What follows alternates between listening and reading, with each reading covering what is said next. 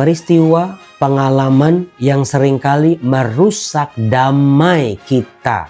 Siapa yang pernah menjadi korban penipuan? Aduh Romo, baru aja Romo ratusan juta Romo. Orang itu ketika datang Romo manis banget ngomongnya Romo.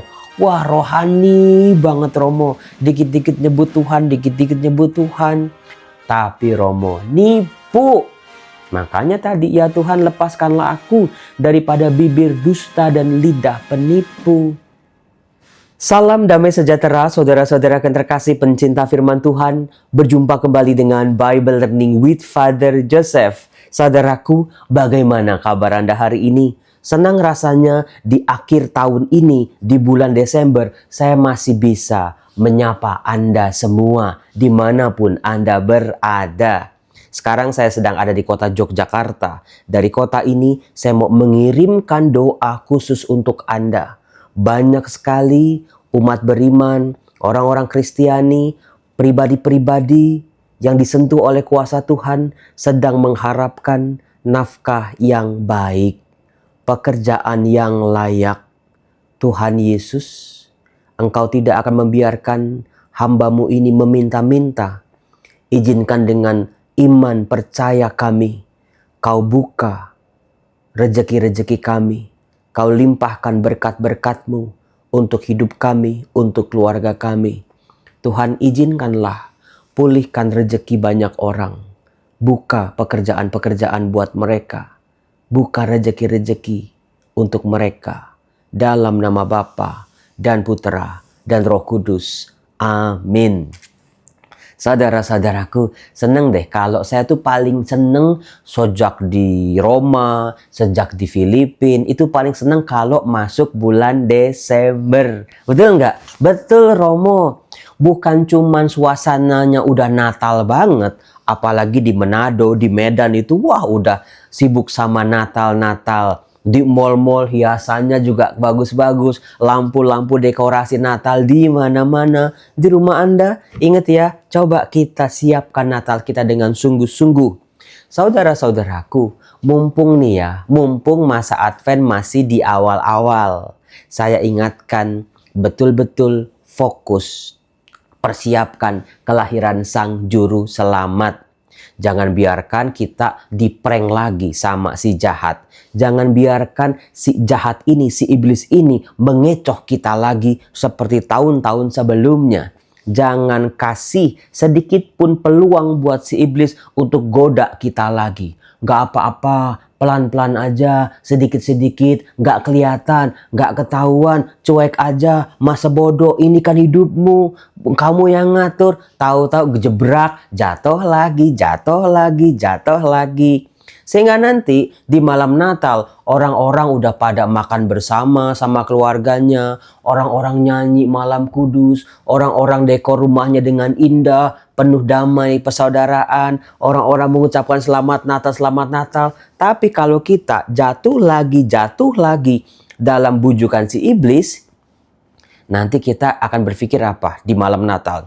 Ah, gini-gini aja ternyata Natal, sama aja kayak tahun-tahun sebelumnya, nggak ada bedanya sama hari-hari yang lain. Nah itulah kalau kita membiarkan diri kita dibujuk lagi oleh iblis. Maka mumpung nih masa Advent baru 1-2 langkah, yuk perbaiki diri dengan segera total fokus pada Allah. Tuhan izinkan kami anak-anak-Mu boleh mempersiapkan palungan terbaik. Izinkan kami mendekor, membuat indah hati kami, jiwa kami dengan sukacita dan damai. Hari ini saudara-saudara, saya akan mengajak Anda untuk berkenalan dengan Mazmur.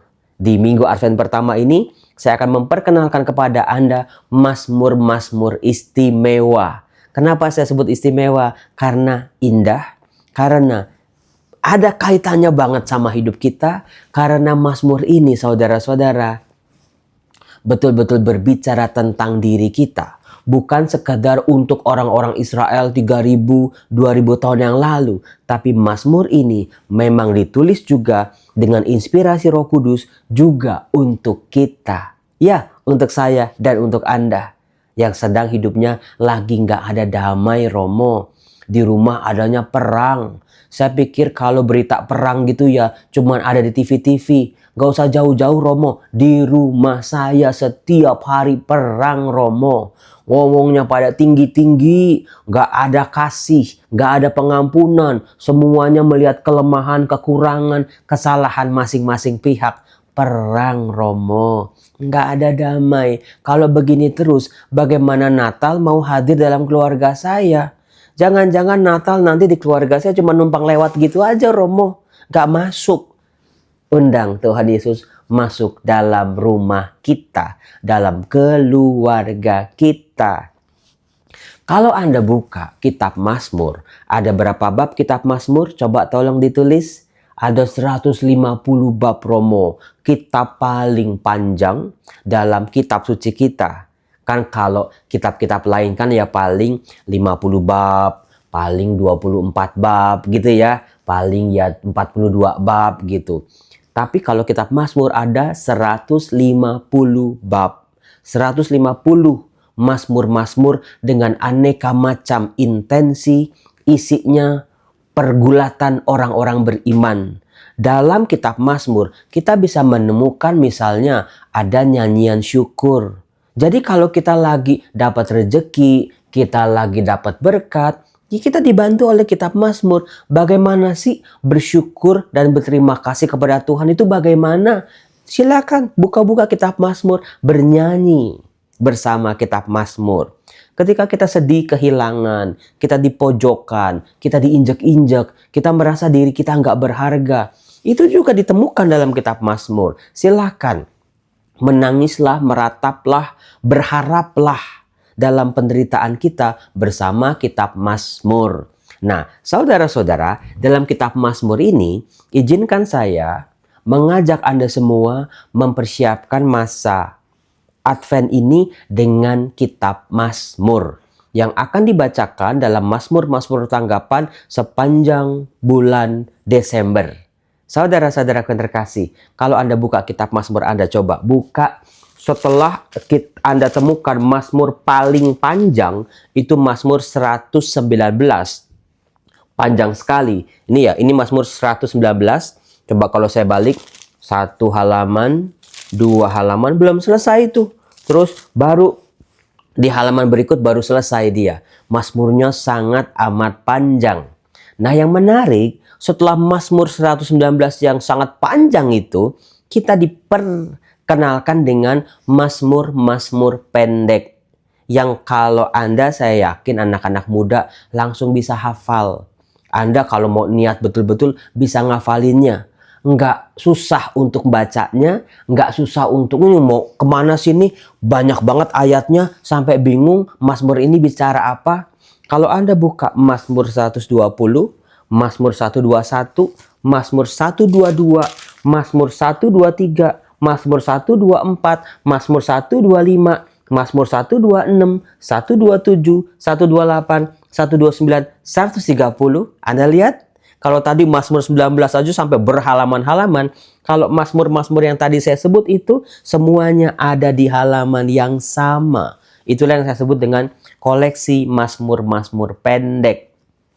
Ternyata meskipun pendek bukan kacangan ini. Meskipun pendek, wah ini kayaknya nggak penting nih. Justru saudara-saudara, karena pendek hanya ada 5 ayat, 7 ayat, itu istimewa. Gampang diingat, gampang dinyanyiin, gampang dipahami. Saya mulai dulu dari perjalanan kita di Advent hari ini. Itu dengan Mazmur bab 120. Mohon maaf kalau suara saya rada kecekek. Bayangin sejak hari Jumat, Sabtu, Minggu saya seminar, ngomong terus. Kemudian kemarin saya ke makamnya Romo Suryo. Saya nyekar makamnya beliau sebelum Rumah Teduh Suryo akan di launching. Misa pembuka itu tanggal 12 Desember. Mohon doa ya. Hujan, gerimis. Lalu saya kehujanan, basah sedikit. Maka pagi ini kok kok suaranya kok rada-rada serak-serak gitu ya. Tapi ntar juga sembuh kok. Saya mulai dari 120. Anda buka juga kitab suci Anda. Saya mau memperlihatkan Anda. Ini bagaimana disinggung dari dalam Mazmur ini, peristiwa pengalaman yang seringkali merusak damai kita. Betul, sakit banget kalau udah kena yang ini, Romo. Bagaimana tidak? Mazmur bab 120 dikejar-kejar fitnah. Bener paling gak enak di fitnah. Fitnah itu bukan cuma kebohongan ya, tapi fitnah itu memang berusaha untuk menyakiti. Memang ada niatan untuk menghancurkan, merusak nama baik. Kita sudah perjuangkan membangun nama baik kita bertahun-tahun pasti, kepercayaan terhadap orang lain, mengenal diri kita siapa, bagaimana profesional kita dalam bekerja, dalam melayani, dalam memperlakukan orang-orang lain gitu ya. Kita berjuang untuk hidup baik, kita berjuang untuk hidup sebagai anak-anak Tuhan, kita berjuang betul-betul. Romo, jadi orang baik di Indonesia di zaman sekarang itu nggak gampang, Romo. Penuh perjuangan. Lebih gampang jadi orang jahat. Nggak usah pakai perjuangan, udah langsung jago. Udah langsung bisa aja, Romo. Tapi kalau orang baik, itu kok makin susah ya, Romo. Padahal ingat nggak waktu Tuhan menciptakan kita? Tuhan mengatakan sangat amat baik. Tapi kenapa manusia makin kesini mulai kehilangan kemampuannya untuk menjadi orang baik. Manusia kehilangan kualitas kebaikannya yang dikaruniakannya. Yang dikaruniakan Tuhan pada masing-masing dari kita. Aneh bin ajaib bukan? Ya Romo. Kalau saya keluar Romo, keluar rumah ke jalan-jalan. Coba Anda lihat, apakah Anda lebih mudah ketemu orang baik atau orang jahat? Atau orang yang cuek-cuek saja? Ya, individualisme, egois, mau menang sendiri, mau enaknya sendiri. Saudara-saudara, hati-hati. Salah satu yang menghancurkan kebaikan dalam diri manusia, termasuk rasa damainya, sukacitanya, kebahagiaannya adalah fitnah. Siapa yang pernah difitnah? Kayaknya masing-masing dari kita pernah ya. Entah difitnah sama orang yang kita nggak kenal, sama netizen, sama orang-orang yang mungkin ketemu cuma sekali gitu. Langsung kesannya menghakimi, langsung ngomong yang enggak-enggak gitu. Atau kita difitnah oleh orang-orang terdekat kita, oleh orang-orang yang kenal kita, oleh orang-orang yang sebetulnya tahu kok dalam-dalamnya kita. Dia tahu kita nggak begitu, tapi karena iri hati, dendam, marah yang tersembunyi, entah satu dua hal, persaingan, kok tega-teganya dia melontarkan fitnah itu. Dan yang paling parah adalah kok bisa-bisanya orang yang mendengar omongan dia, fitnahan dia itu kok percaya. Nah itu kan bikin kita, ya ampun, mereka apakah nggak kenal kita ya? Mereka kok dengan mudah melontarkan kata-kata seperti itu. Maka kita baca dulu yuk Mazmur bab 120. Dikejar-kejar fitnah. Dalam kesesakanku aku berseru kepada Tuhan. Dan Ia menjawab aku. Ya Tuhan, lepaskanlah aku daripada bibir dusta, daripada lidah penipu. Apakah yang diberikan kepadamu dan apakah yang ditambahkan kepadamu, hai lidah penipu? Panah-panah yang tajam dari pahlawan dan bara kayu arar. Celakalah aku karena harus tinggal sebagai orang asing di Masyek, karena harus diam di antara kemah-kemah Kedar. Cukup lama aku tinggal bersama-sama dengan orang-orang yang membenci perdamaian. Aku ini suka perdamaian, tetapi apabila aku berbicara, maka mereka menghendaki perang. Saudara-saudaraku yang terkasih, pengalaman orang Israel, pengalaman Daud, dia itu suka berdamai, dia suka bersahabat, dia suka bersaudara. hatinya tidak membenci, hatinya tidak pernah mendendam, hatinya tidak pernah membalas kejahatan dengan kejahatan. Tuhan aja tahu isi hatinya. Rakyat juga tahu, teman-teman, orang-orang yang mengenal Daud waktu itu tahu Daud seperti apa orangnya. Tapi saudara-saudara, tadi dikatakan di ayat terakhir ya, aku ini suka perdamaian, tetapi apabila aku berbicara, maka mereka menghendaki perang. Siapa yang ayat ini betul-betul kena banget dalam hidup Anda, di rumah, di kantor, di pelayanan, dimanapun Anda berada. Romo kok nyesek banget ya Romo ya. Ternyata baru tahu Romo, Mazmur 120. Kok ternyata nih Mazmur saya banget Romo. Tiap hari harus dengerin orang-orang dengan dustanya, dengan tipuannya. Saya memang salah Romo, tapi orang bumbu-bumbuinnya itu nggak kira-kira. Orang ngurang-ngurangin kebaikan-kebaikan saya. Orang tutup sebelah mata pengorbanan saya, kebaikan saya, pertolongan saya buat dia Romo. Itu mah udah nggak kehitung. Saya juga nggak pernah ngungkit-ngungkit Romo. Saya juga nggak pernah Romo mau dipuji, dia ngucapin terima kasih. Saya selalu bantu. Tapi giliran satu kali saya nggak bantuin dia. Kan saya juga hidupnya kan rezekinya juga naik turun Romo. Begitu saya nggak bantuin dia, kok bisa-bisanya dia ngomong saya enggak Romo. Saudara-saudara yang terkasih, inikah dunia kita zaman sekarang yang sudah ditulis 2000 tahun yang lalu? Miris bukan? Ternyata kedagingan manusia ternyata memang merusak kedamaian hati dengan mulut, dengan pikiran, dengan hati yang dengki. Kan nggak mungkin saudara-saudara kalau saya misalnya punya temen, saya mengasihi dia, saya tuh akrab banget sama dia, kita bersyukur, saling bersyukurlah punya temen gitu ya. Kan saya nggak mungkin tiba-tiba tadi ngaling-ngaling saya fitnah dia, kan nggak mungkin kan, kalau tanpa alasan.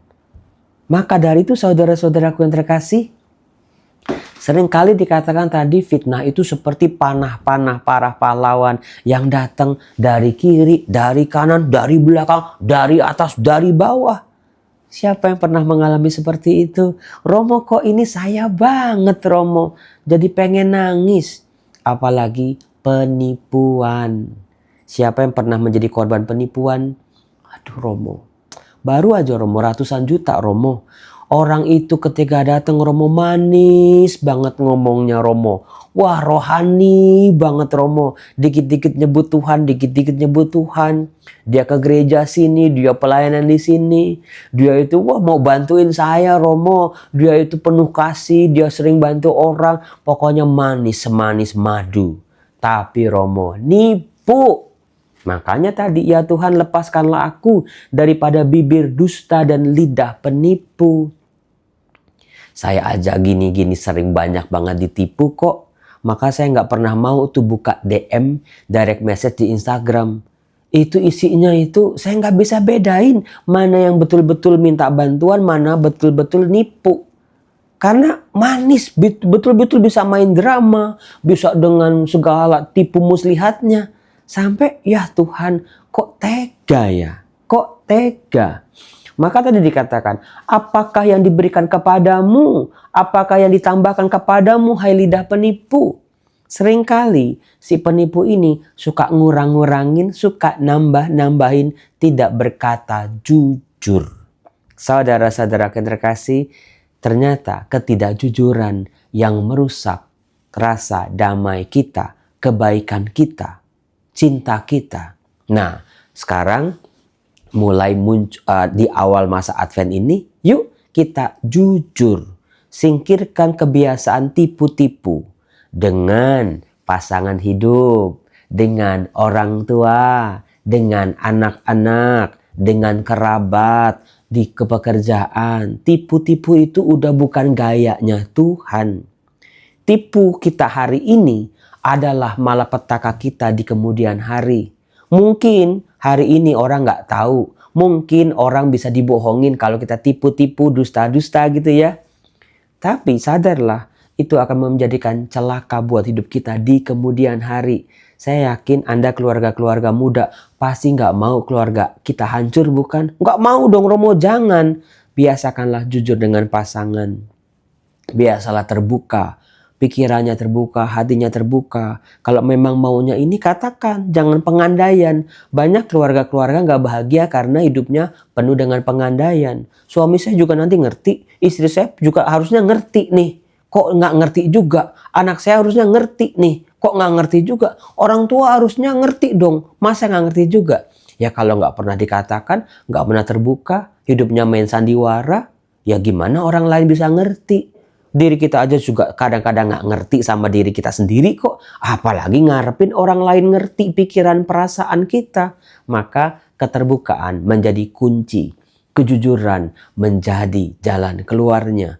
Dimulai dari sekarang. Trust, rasa percaya. Karena apa? Kalau kita tidak membangun rasa percaya ini, ada begitu banyak lidah-lidah penipu, lidah-lidah dusta yang siap merenggut kebahagiaan kita. Maka yuk kita hidup jujur dalam keluarga, dalam pelayanan kita. Pancarkan kebaikan, share love, and give thanks to the Lord. Bye-bye, Tuhan berkati. Salam damai sejahtera saudara-saudaraku yang terkasih. Hari ini saya sedang ada seminar di Sanata Dharma. Saya mampir ke makamnya Romo Suryo di pemakaman Romo-Romo Diosesan Semarang. Disinilah Romo Suryo dimakamkan, seorang imam muda teman saya yang meninggal karena penyakit kanker. Beliau orang baik, beliau menjadi inspirasi buat saya untuk membangun rumah Teduh Suryo. Jadi saya mampir, saya mohon izin dulu mau pakai namanya Romo Suryo. Beliau pasti kasih. Mohon doa juga dari Romo Suryo supaya Romo Suryo dari surga mendoakan rumah Teduh supaya rumah ini bisa membantu banyak orang-orang kanker, keluarga-keluarga yang sakit yang berobat di Jakarta. Yuk kita doakan. Inilah Romo Suryo.